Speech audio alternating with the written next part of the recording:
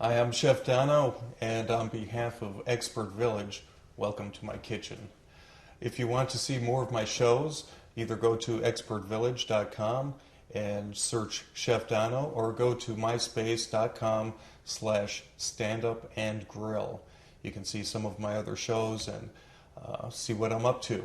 So today what we're going to do is roast a turkey.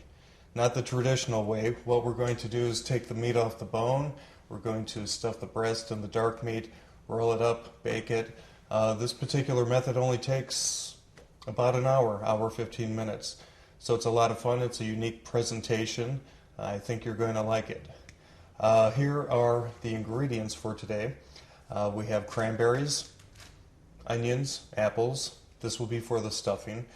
Celery, carrot, 3 eggs, black pepper, tomato paste, chicken base, dry basil, salt, butter, some flour, seasoned croutons. Again, this is for the stuffing, and a little bit of oil. So what we're going to do first is get our stuffing ready, and we'll set that aside, and then we'll get to work on the turkey.